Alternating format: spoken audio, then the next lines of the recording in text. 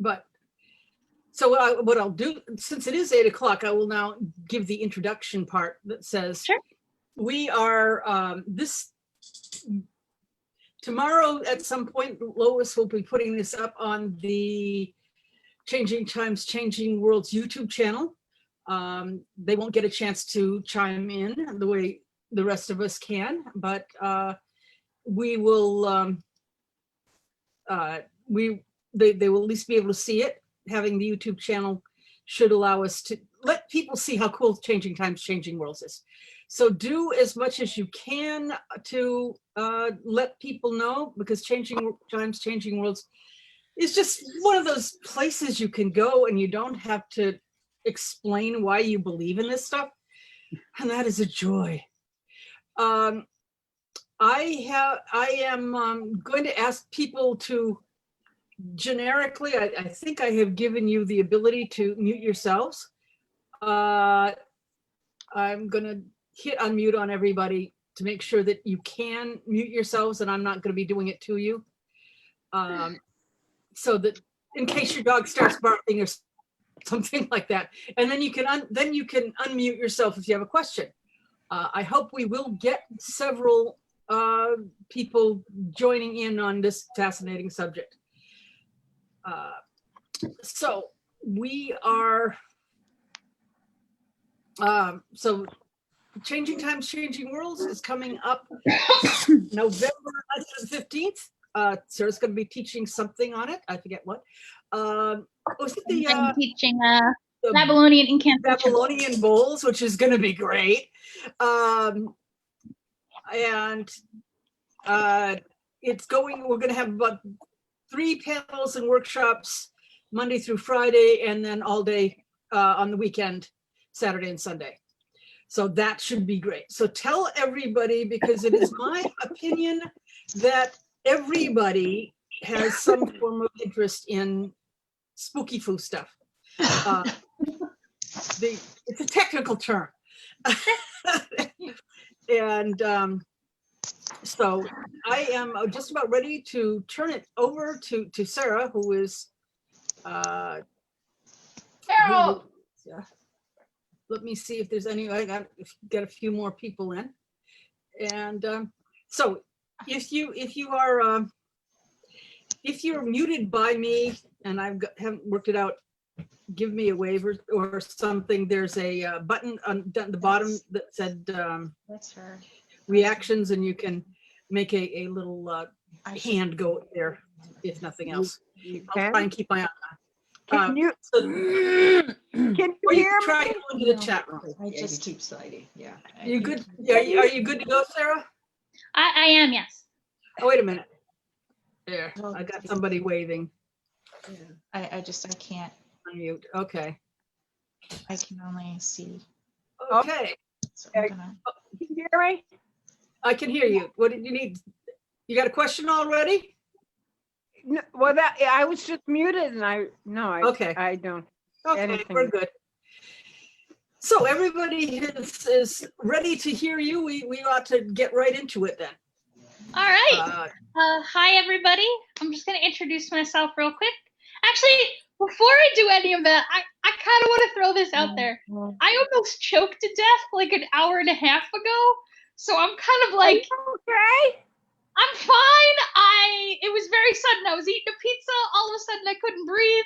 I stood up and like wheezed and coughed and finally Heimlicked myself over a chair and spit it out, and I'm fine. But I guess I just want to warn everybody, I'm maybe not quite as prepared for this talk as I was expecting to be. Oh, no. I'm kind of in a weird mental place today. So I'm fine. I really am. Like, nobody needs to worry about me. I just want to let you know in advance that, like, I had a weird day. But, you know, usually that doesn't happen to me.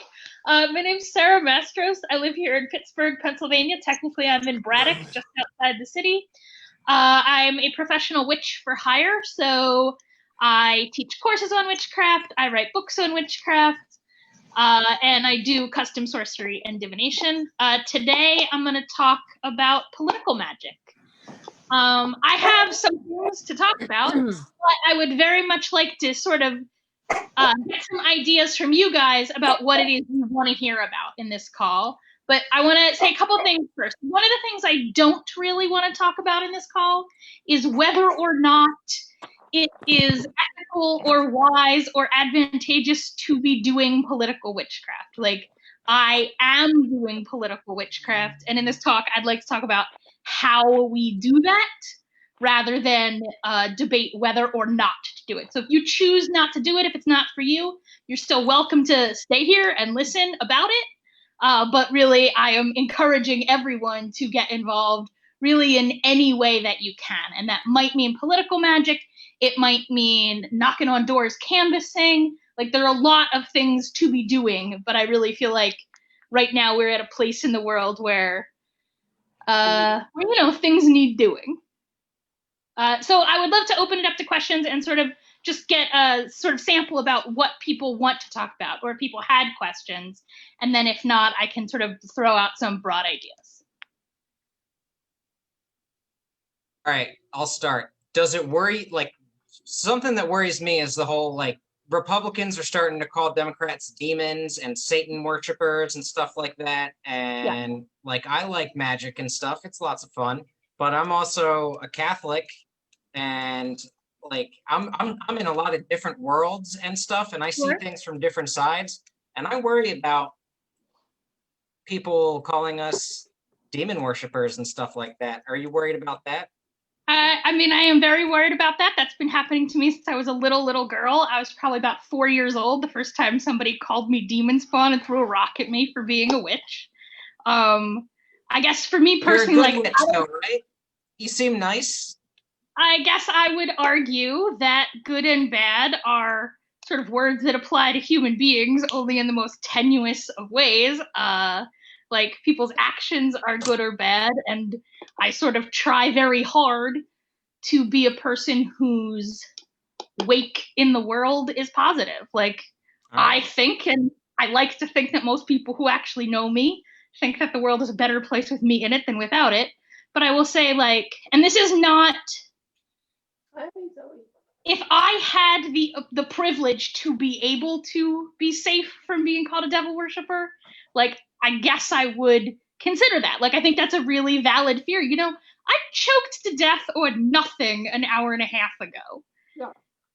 And like, I'm in no way saying that is because I got cursed. But I will say, like, I get cursed on the regular. So them calling us demon worshippers is hardly new to me. I've had it feel like someone was trying to, like, psychically stop my heart before and stuff like that. Like, last year, I was in a lot of crazy stuff, and it was wild.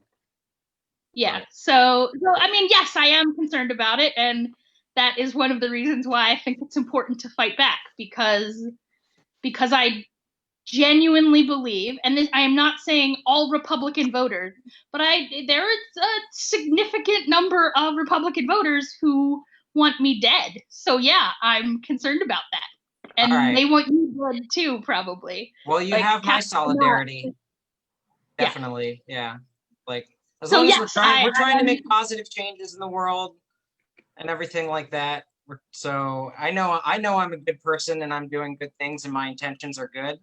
Like, I worry, maybe if I don't know exactly what I'm doing with the magic or something, what if I accidentally do some bad sorcery?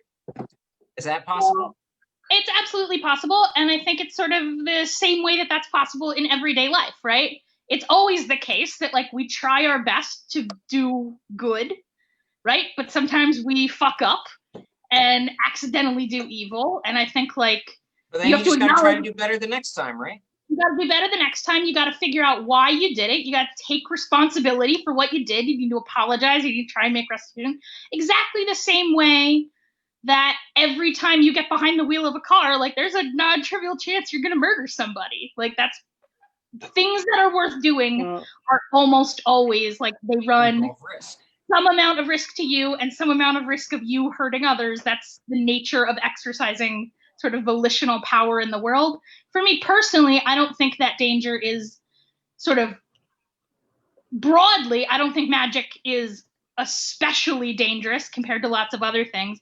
I personally believe that your chance of accidentally hurting somebody magically is lower than your chance of accidentally hurting somebody while you're driving.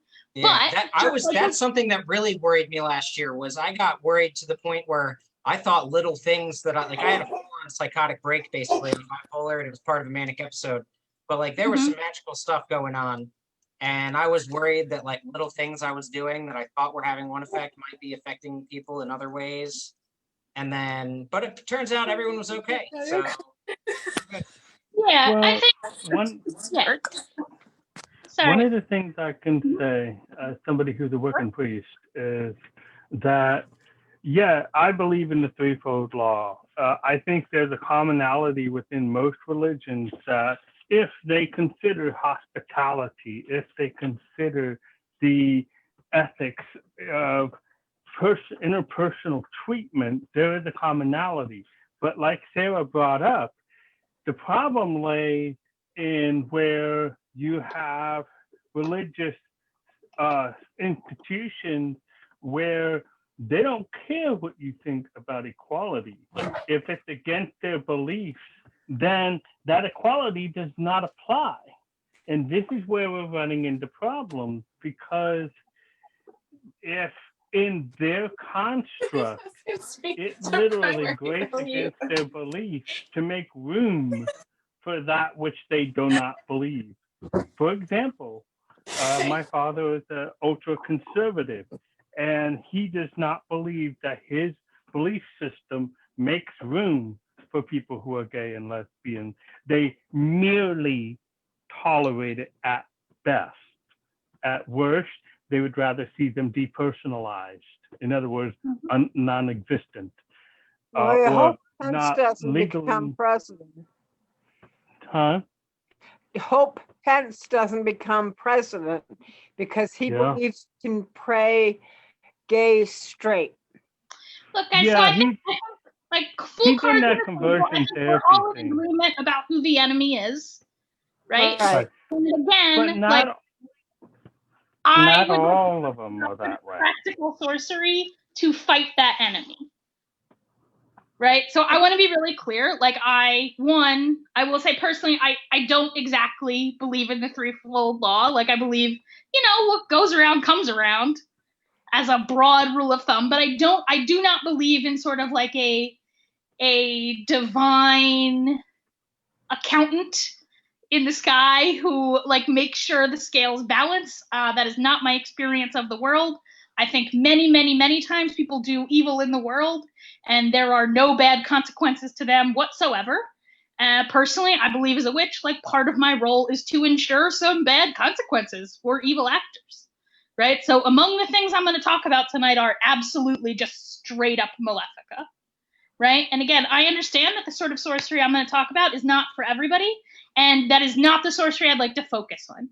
I will say that broadly, I believe that for Americans right now, for most people who sort of don't have either some special skills or some special connections, the best magic to be working on right now is to protect the integrity of the election, right? I think there are lots of other things to do, and especially for people who are well connected in certain ways, right? There are lots of other things to do, but that's one that I think like if you're going to pick one thing to work on, that's broadly, and you're not called to some other work, that's broadly what I would suggest. So I'd love to hear some more questions, and then I have some sort of specific suggestions on how we can do that if people would like to hear. Any more questions about what you want to talk about today? Nope, fly on ahead. Okay, so again, like let me be very clear. This is not, I'm not sort of intending to give like an unbiased account today. I'm a pretty committed leftist, right? So I have a pretty clear bias, but I genuinely believe, and I actually think most people in America today believe, including most Republicans, that if everyone in America voted, that if we had a free, fair, one person, one vote election, there is no Republican would ever win national office in this country, right? So I really think that when we talk about this election, I I think what we were really asking is how much voter fraud and intimidation and corruption will the Republicans get away with? And lots of it, they are definitely going to get away with because it is written into our system, right? We can't change how the Electoral College works, that many people's votes count a lot more than other people's votes. I can't do anything about that right now, right? I can't do anything about, at this point, purged voter rolls, right? It's too late to do any of that kind of sorcery, right? At this point, what I can do is try and protect the ability of people to have their vote counted, right? In the United States, so what I'm going to say is definitely true in Pennsylvania, and I believe is true in most states, and that is to say that votes are tabulated by your local, usually county, but I think sometimes there are other kinds of regions, board of elections, right? There is a physical building in which votes are counted. That is every vote has to go in and out of that building, right? Any corruption that happens goes through that building. So if you can put sort of an integrity filter around that building where you just don't let you don't let fraud get in, and more importantly, you don't let fraud get back out. Well, I just saw a CNN post that just said Iran and Russia just got a hold of voter information. Yeah, I mean, But the thing is, every single county has a different looking ballot. So they can get a hold of an areas, but they can't get a hold of a very big area. Los Angeles, New York would be the biggest. right, but you don't need to swing a lot of counties to swing an election. So I'll say that but the fact that they got a hold of any information is bad. I think that Pennsylvania is very likely to be the swing state in this election, right? I think whichever way Pennsylvania goes, the Electoral College is going to go. I think that, but so do most statisticians at this point. Like, I don't think what I just said is controversial. I will say here in Pennsylvania, there are probably 15 counties that are going to, look, I live in Allegheny County, the county that contains, so my county is the city of Pittsburgh and a couple of near suburbs, right? Okay. There's no question that my county is going to go blue, right? There's no point in it. Like, they're not going to, there's a limited amount of voter fraud they can do in Allegheny County. Like, in my personal district, like, I live in a predominant, most people in my district are voters of color. There is no scenario where my district isn't going to go blue.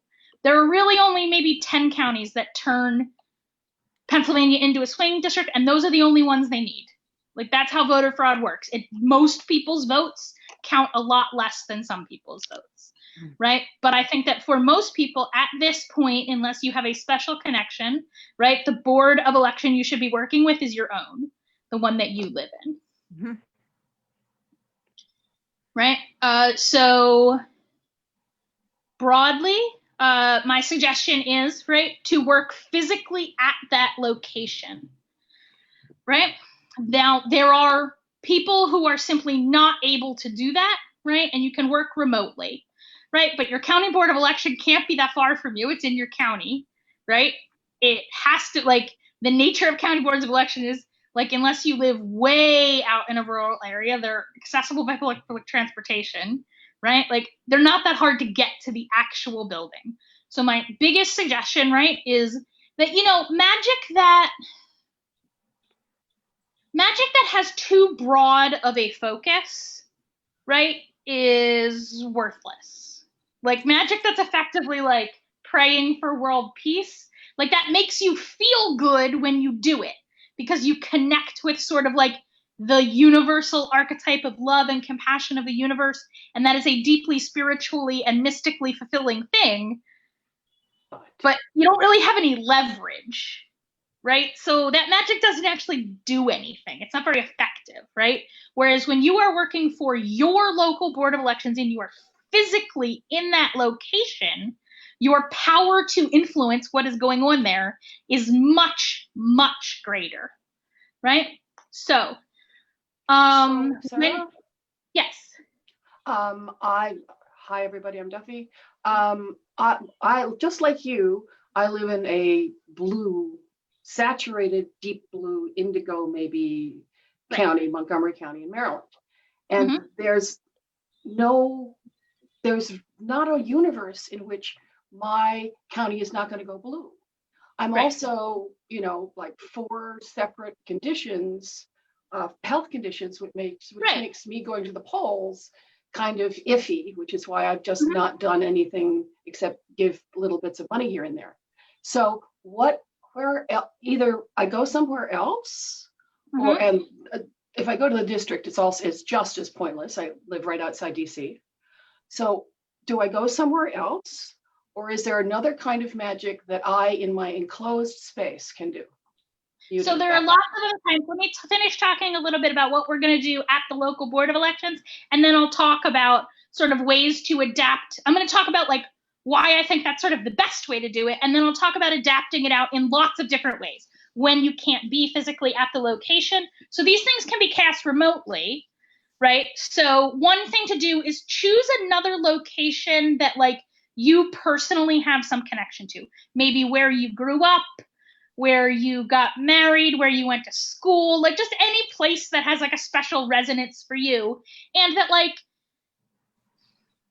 that you somehow like have some authority to speak for in that sense, right? Like that, like you know that place, and that place also knows you, right? It could be like ancestral locations, just pick somewhere, right? And you can work there. Google Maps will provide you like you can, I'm going to talk about walking around the building. Like you can do that in, Google Street View. That'll help build that connection, right? You can get somebody to mail it. You can make something and physically mail it to people that can go to more vulnerable districts, right? You can make something and mail it to them. Reminder that if you're going to mail stuff, you need to do it pretty soon, like tomorrow, right? Get it in the mail so they have a chance to do it. But broadly, right, the goal is to put sort of a protective force field around your board of election, right? You can also work, like in Maryland, your county's super blue, and the state is like safely blue, but not. Right? Yeah. So you can also work with your state board of election, right? With the intention that it sort of filter out from there. Because after they go through your local board of election, they do go through that state board of election as well. And I don't know how, so that is another place that you can physically anchor into. And there are other things to anchor into aside from a place. I just personally think that's the easiest one, right? And we'll talk about some other options. So for this kind of work, for public facing work, if people are comfortable with it, I broadly recommend working with angels because they're really like socially acceptable. Like honestly, almost everybody is just fine with angels. It makes it helps fight that like devil worshiper vibe, which it doesn't necessarily, like, you're still gonna get called devil worshiper, but it won't necessarily like push. It makes your magic just sort of sink in a little in a way that makes it more publicly acceptable, which, because we're doing it in public, right, is one of the things you want to do. So broadly, angels are a great thing to work with. The dead are another really good choice. So local heroes, founding fathers, right? There's a painting called The Apotheosis of George Washington you might want to look up, which is literally a picture of George Washington becoming, like, taking his seat among the heavenly gods, right? It's a famous painting. When you see it, you'll recognize it, I think. So those are all other ways to tap in non-locally, right? If you are going to work locally, I recommend, I'm going to give sort of a relatively elaborate procedure, right? You can use any sort of individual pieces of this, right? The way I'm going to talk about it is really designed for multiple people working at once, right? So you can kind of take apart pieces. So the first thing I would do is prepare like a purification salt, right? So when I make it, I just use plain table salt. I mix in crushed white eggshells. So personally, I always save white eggshells. I just save them right in the egg container, right? The little bit of egg that's still in them, it dries out in the fridge so they don't smell or anything. And then I run them through, I have like a potions coffee grinder, but you can just grind them up like in a, that I only use for not food things. Right, so just crush up the eggshells, add it to the salt. You can add a little frankincense and bay are really appropriate for American, for magic in support of democracy. Frankincense and bay are a nice choice. You can add them if you have them. I mean, bay you can get at any grocery store, so it's very easy to get. As you charge up the bay, I like to imagine like a bay bush, and each individual, and you're sort of like, each little individual leaf of your bay bush is like a sword, and then the bush does like, you know, crazy many-sworded kung fu. So that's the image I like to sort of implant in the bay as I make. So you want to make this salt, right? And you can just sort of make a circle slowly around the building, and you can just chant something like, "Angels, please protect our election," right? You can get a little fancier, right? You can call individual archangels at the four corners of the building. Archangel Michael, protect our election. Archangel Gabriel, protect our election. Archangel Raphael, protect our election. Just like that. You can get fancier. You can assign individual, like you can, if you're going to do that, I would like take a look at a map, figure out which direction is which, and I would, you know, choose which archangel you put in which corner with intention, which would usually mean sort of based on their direction, but I will also say that that might vary based on your location. So for example, my Board of Elections faces the county police department, so I put Michael on that side. Even though that is not necessarily usually the direction I would put Michael, I put Raphael on the other side because it faces the hospital, right? Like I looked at the actual location and thought about who I was putting where. But it's not the end of the world. Like put them anywhere. Just pick some. You can either do the corners or the flat sides of the building or the doors. Like you kind of want to depend. And I really think, if possible, I think this is excellent work to do out loud in public where people will see it. I think you should take some sidewalk chalk and write on the sidewalk in front of the building, "Archangel Michael, protect our election." And that's why for this one, I sort of recommend angels, because you are unlikely to get hassled while doing that. Now, my theory that you are unlikely to get hassled is based on like my lived experience as a super adorable, very innocent looking white lady who is often wearing a nun habit while I am engaged in this magic. So I will say for friends of color, I would not necessarily recommend doing this by yourself. I think the chances of you getting stopped and hassled are high. It depends where you live. It depends on the time of day. It depends what you look like. Like everyone's sort of anti-cop privilege. That's a thing you need to figure out by yourself. So you don't got to do it out loud, right? The nice thing about this salt mixture is it's really easy to just like keep a little bag in your pocket and just like gently drip a little bit behind you. Like it's very, nobody's going to notice that you're dripping a tiny bit of salt out of your fingers as you go. If you don't want to do salt, you could smoke. Tobacco is an excellent way to make a circle. And again, nobody's going to hassle you for just smoking a cigarette, walking the block around the Board of Elections, right? If you want to soup this magic up the way I did it, is I actually got tiny little gold-plated angel charms at my craft store. If I had not choked to death this afternoon, I would have pulled out the extras to show you what they look like. I paid like $1 a pop for them, but they came in like a 10-pack, so a bunch of extras, right? I popped the jump rings off and I super glued them to the bricks of the building at every corner. Like I pre-charged the little, I've just been calling them tchotchkes, the little pendant pieces, the little charms, angel charms, right? I pre-charged them, one for each archangel, just so I didn't have to do, so I could do more elaborate magic than I was willing to do on a street corner. Because no matter how adorable you are, like at a certain point, you can't just do high ceremonial magic on a street corner downtown. Like you're definitely going to get interrupted, right? So I did some of how I charged up the angels and I super glued them to the building. Because you know what? Yeah, it's not like at some point in the future, I don't want that building to be protected. Like that's good. I'm fine protecting the integrity of everything that happens in that building. I will say for me, I'm saying the Board of Elections, but my Board of Elections is like inside the county office building. So I actually enchanted the circle around the entire county office building, right? Not just the Board of Elections, everything in the building, right? If you wanted if you have some people and some theatricality, you could dress up all in white on election day and sit yourself at those four corners and just chant all day long, Archangel, pitch up our election. You'll get some coverage, right? Which is a good thing.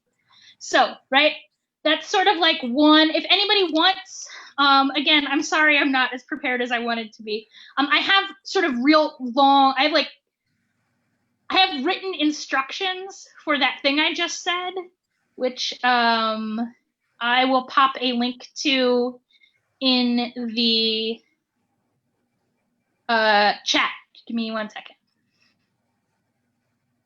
Oh, I know how chat works. There we go. Okay, so that link, oh wait, I think I just only sent that to, I'm sorry, I'm like too stupid to use Zoom. All right, I think I just gave everybody a link to the document. If you don't get it, just let me know later and I'll post it on my Facebook as well. Okay, so that piece of magic, as I said, the first way to extend it out is to do it remotely, right? It really is better if you can get a co-conspirator who can physically go there, even if they like aren't a magician, as long as they're like not hostile to the idea, you can do what I did, right? You can pre-charge like the tokens. You could also just use coins and drop some coins around the street.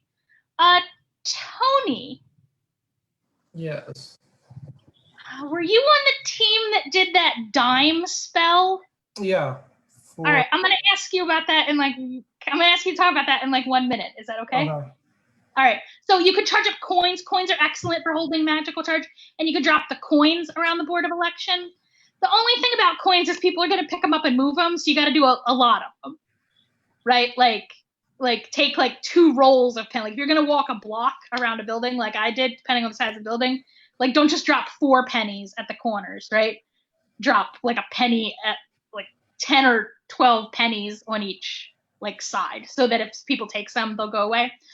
So you can charge all that up in advance, and then all you need to do is send somebody to go drop them, and they don't really need to be a witch themselves. They just need to be like an ally who is willing to drop some pennies on a street for you, right?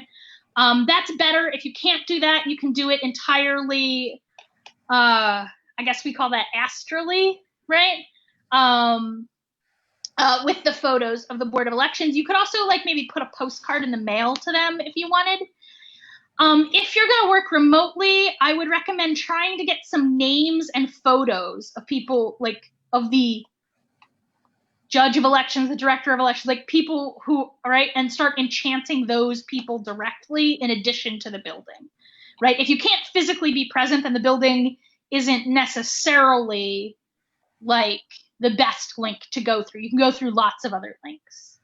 Tony's got some magic for attracting people to the polling place. Want to tell us about that? Yeah, so the dime spell was basically a beacon or a glamour. And planting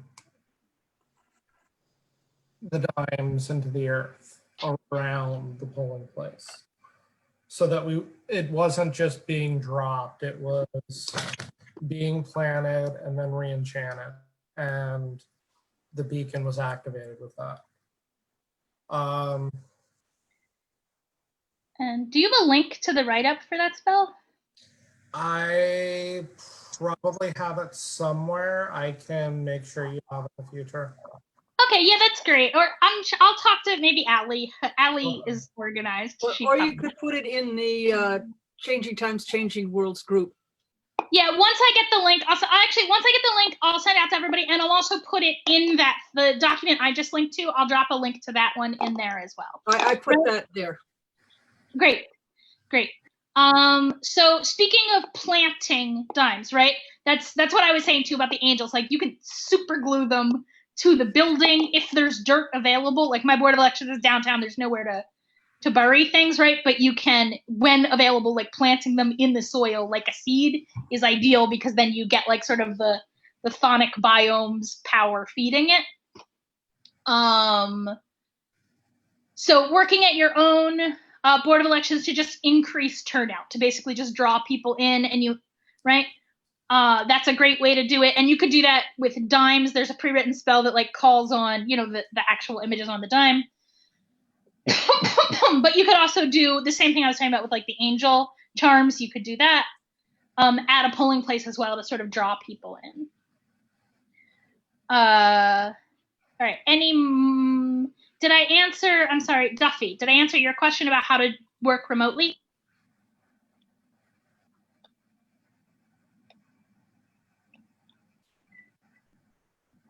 All right. Anybody else have any questions?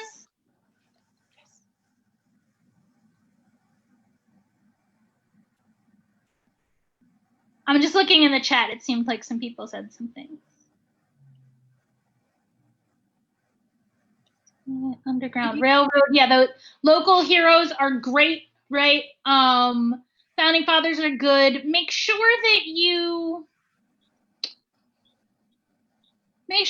tailor your request to the person you are requesting it from, right? Like, you know, many local heroes or founding fathers, like, you know, they're not necessarily fully on board with my leftist politics, right? But I think almost all of them think that Biden would be a better idea than Trump, right? So I might work with, say, Andrew Carnegie, right? As a local like spirit that I work with a lot. And I might definitely work with him about like stability and stuff, right? And like sort of civic order.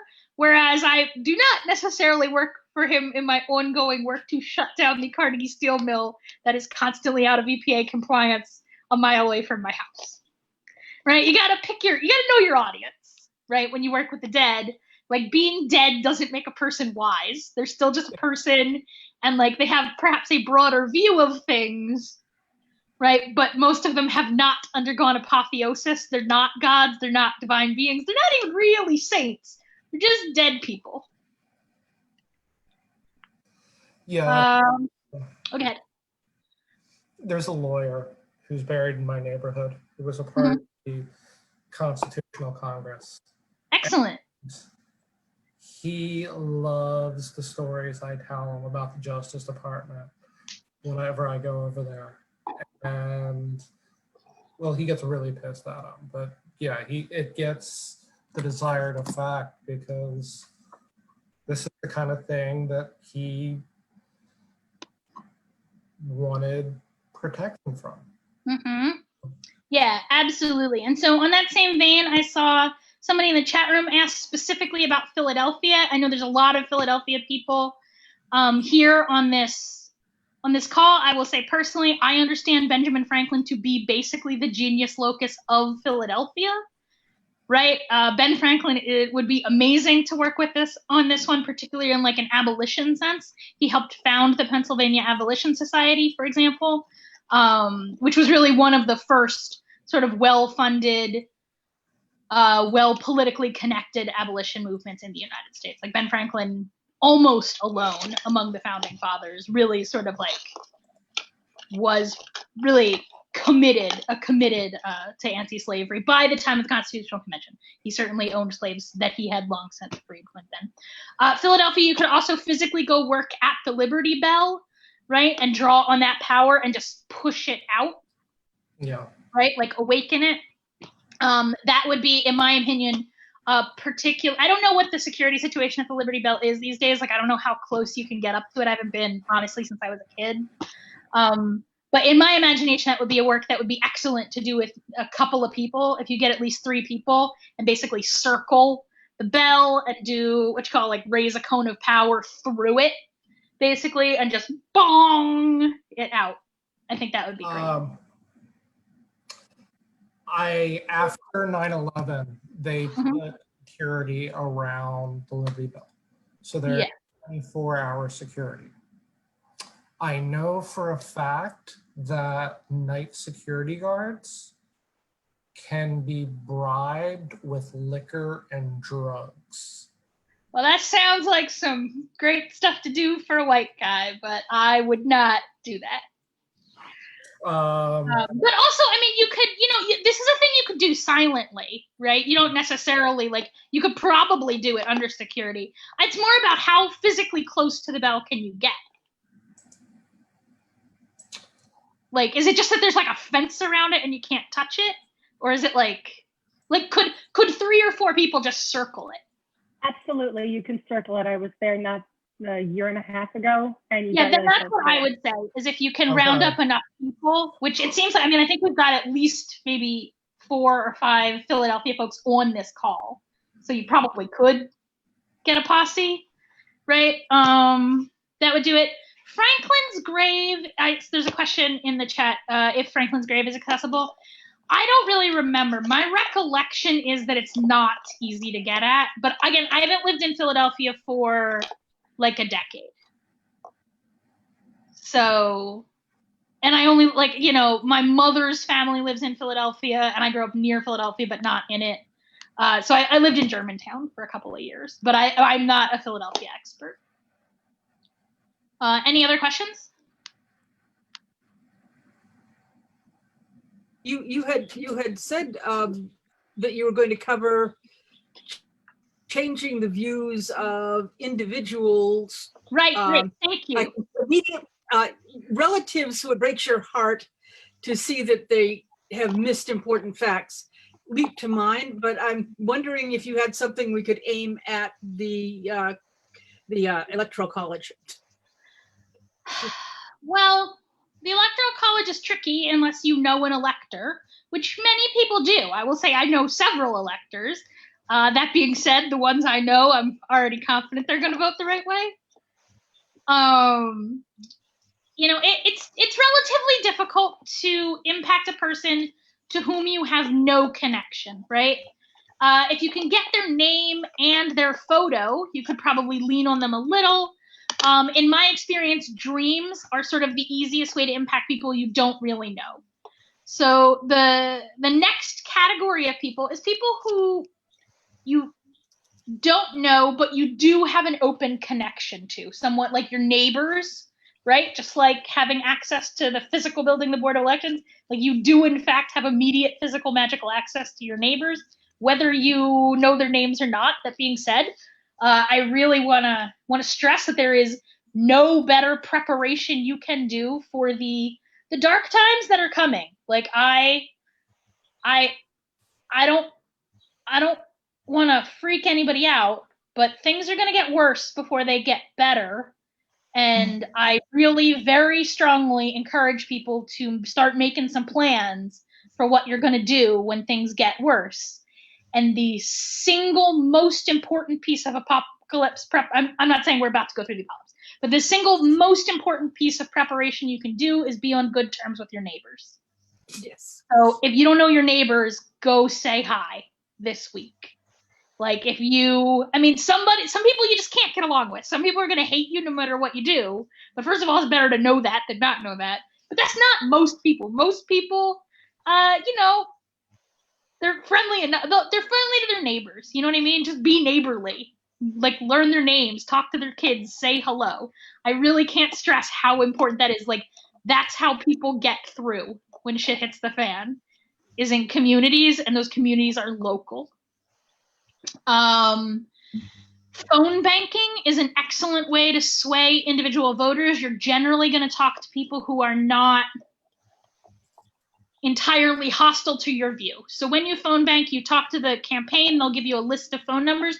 Those phone numbers, like they have reason to believe that this phone call might make a difference. You're not going to get like belligerent, hateful people when you're phone banking. Maybe they're going to hang up on you. Like they're not necessarily inclined to talk to strangers, but they're at least vaguely turnable, right?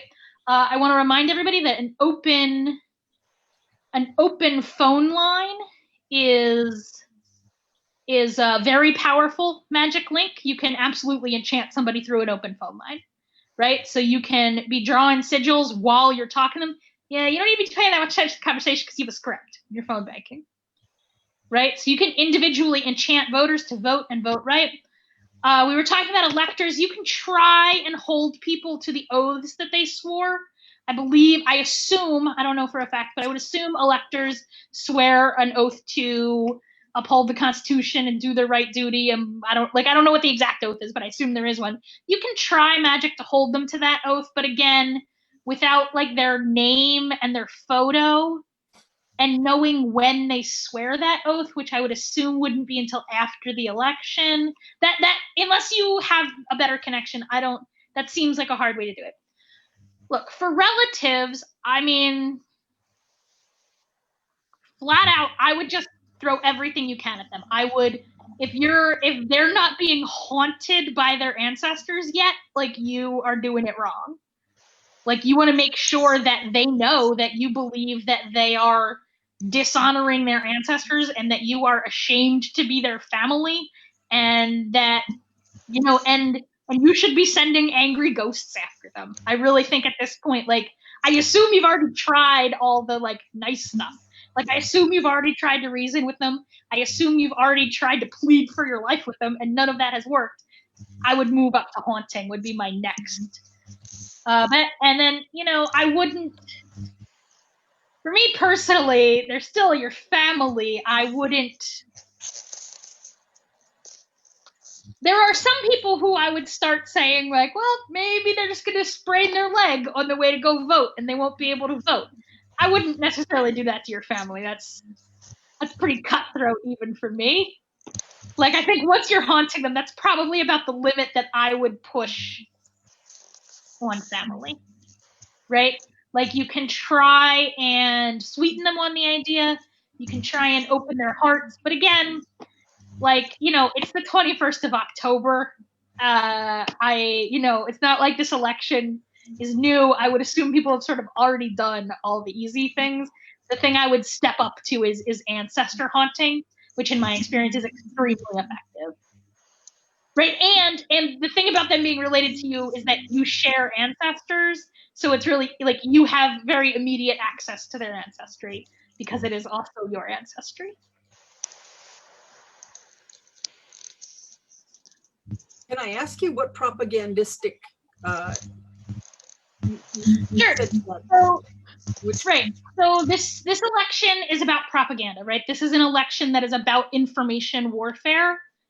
And more that's sort of like what our social discourse has sort of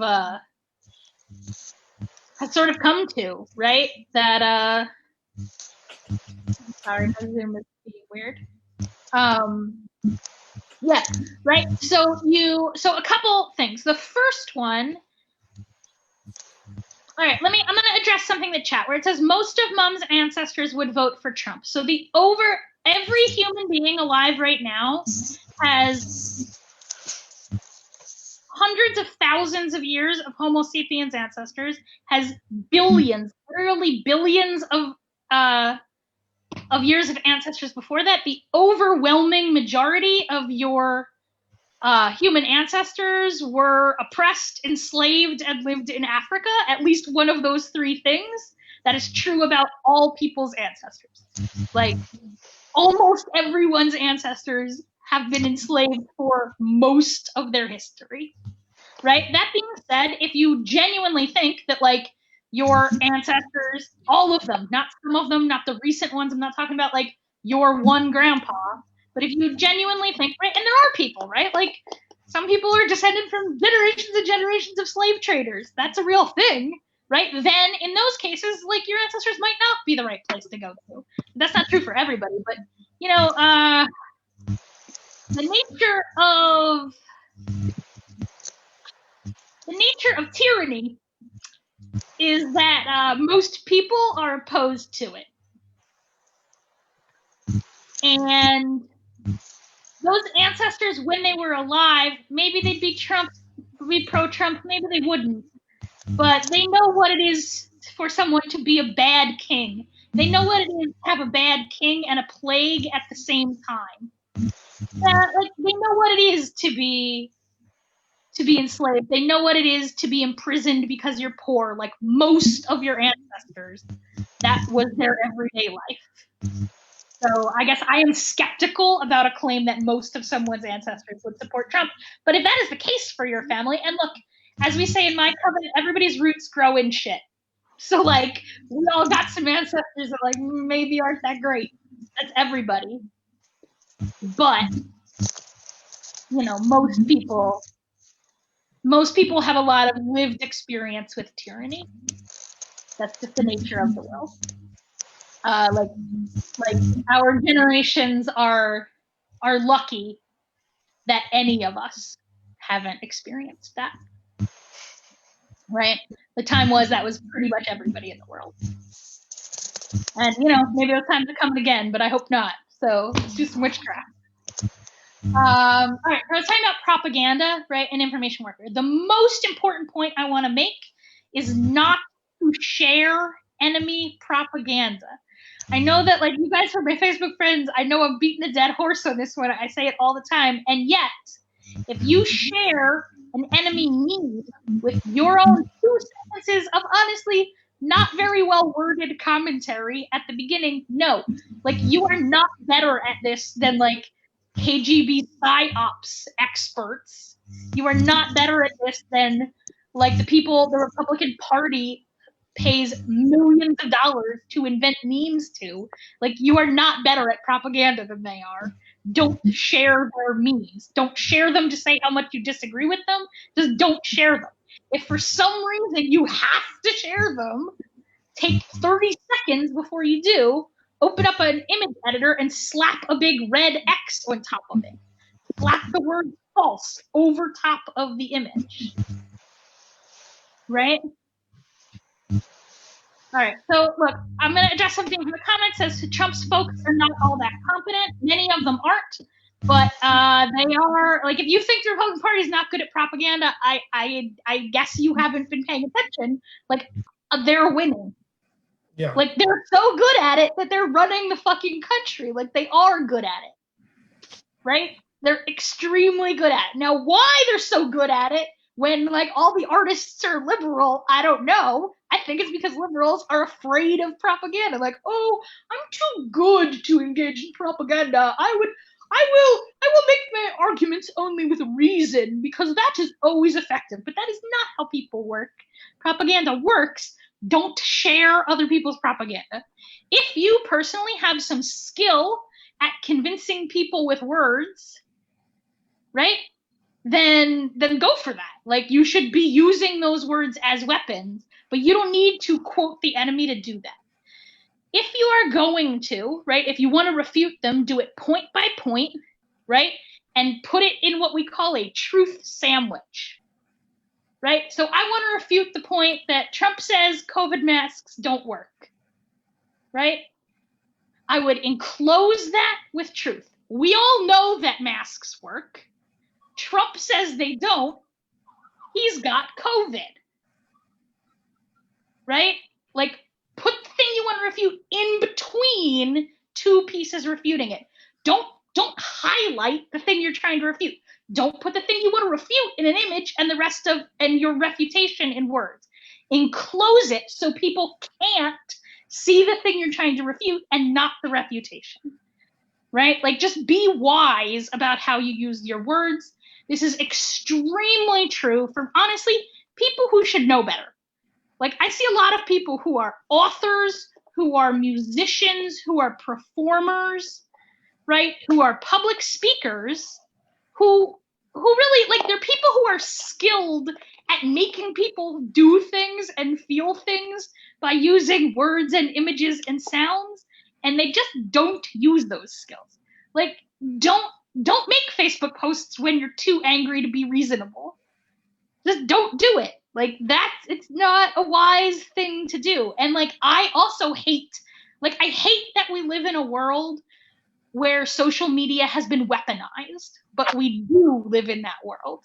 Like, your social media has been weaponized, and you need to be cognizant of that as you use it. And we all mess up, but that's my biggest, like, if you guys take nothing else away from this talk, don't share enemy propaganda is my number one. I see it every day. People who should know better are doing it. Please don't do it. Think about, the ways you talk about politics should be different depending who you're talking to. Like, you always want to be cognizant of the audience that you are talking to, right? Like, screaming all cops are bastards like doesn't actually change anybody's mind. Talking about how, which is not to say you shouldn't do it, right? There are many audiences in which that is totally appropriate. It doesn't necessarily change somebody's mind, but it does sort of express solidarity, right? It takes people who think that but aren't willing to say it and gives them the courage to act on it. Like, those are important messages, but they're not the only important messages.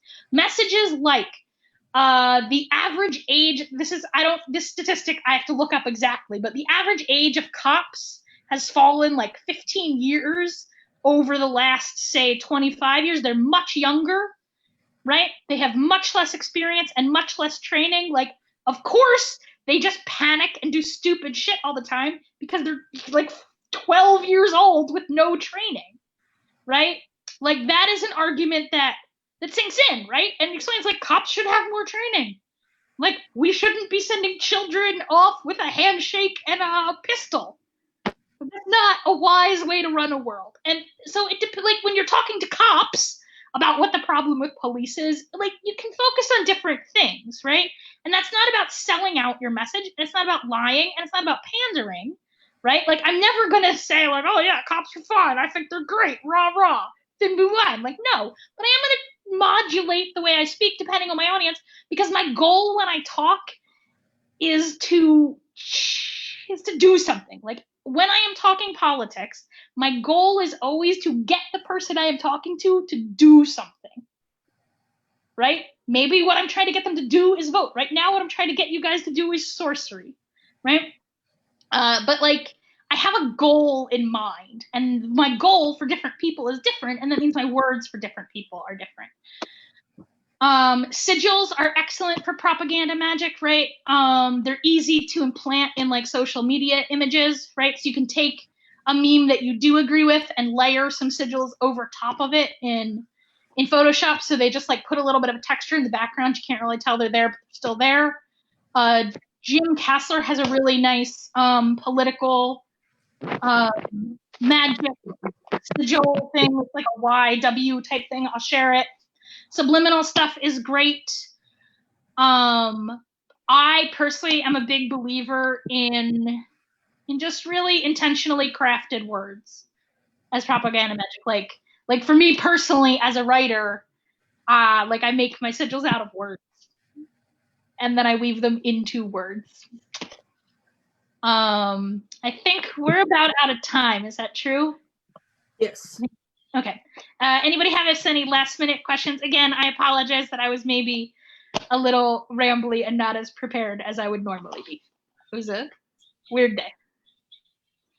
I just want to say thank you for doing this. This was very interesting, and I think maybe we should do another one of these sometimes. I'm like, I've kind of been freewheeling and like, making my own magic as I've gone the last few years, and I want to get more structure and understanding about this stuff. But right now it feels like a lot of what you've said is kind of what I've grasped intuitively, and awesome. I like that. Awesome. So in the chat's gonna disappear as soon as we're off this Zoom meeting. Is that true? The chat is going to disappear as soon as we're off the Zoom meeting. All right. So I guess in the at the conference there will be a second. We're trying to set up a second. Well, but the conference so conversations can continue after the presentations that we have scheduled. Right, but that's after. But because we are only just going straight through, yeah. But here, and I will say that if you want to have another one, the plan is to continue to have the CTCW show every Wednesday night. And if you want to share another very cool thing about anything supernatural, paranormal, metaphysical, let me know, because I would love to have you come on, and we would all like to be able to do it. And we like to be able to keep people thinking about changing times, changing worlds all year long. Awesome. All right. This will be up. If you got in here late, I was just going to say, if you got in late, usually this gets back onto, this goes into the YouTube Changing Times, Changing World channel, and you'll be able to go back and watch the beginning of it. It may So take a while that's- to get to YouTube because you didn't do the direct recording. So Lois will have to rescue it from Facebook. Oh no! So what I was gonna say is before everybody runs off, I'll put up in the Changing Times, Changing Worlds group, if we want to keep having this conversation, like I am happy to do that between now and the election. I'll put up a way to contact me, but the easiest way to get a hold of me is just on Facebook. Sara Mastros is just my name everywhere. According to Google, I'm the only Sara Mastros in the world, so I'm easy to find.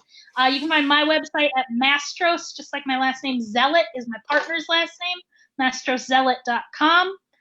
You can sign up for my newsletter there, so that comes out with, that'll have more political magic between now and the election. And I'm happy to schedule another conference either with Changing Times, Changing Worlds or not. If people want to talk more about political magic.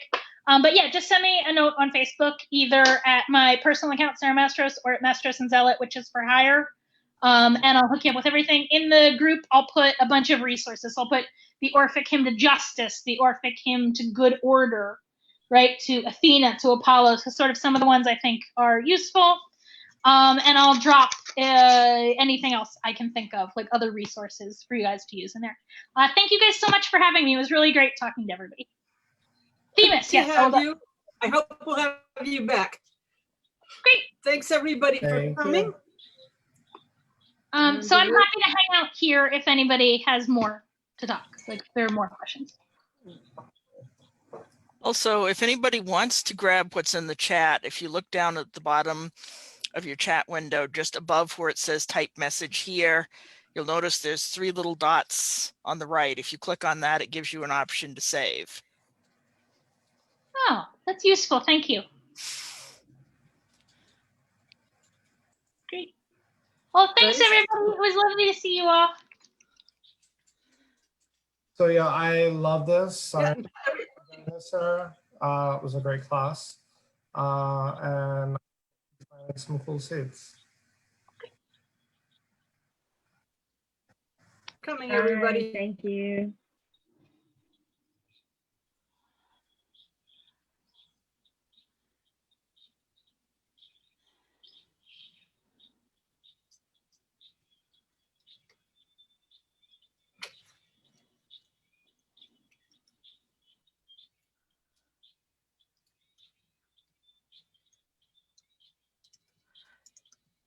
I think, Tripicon, at this point, you might want to turn off the Facebook feed. Yeah, that's what I'm looking for. That's why I'm staring and not quite sure how it works.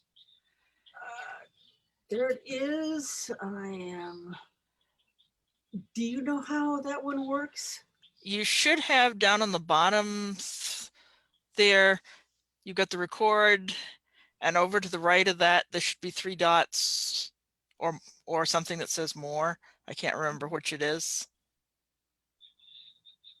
Or you can just end the meeting and that will kill it. 3 dots says stop live stream. So yep, stop live might be stream. it.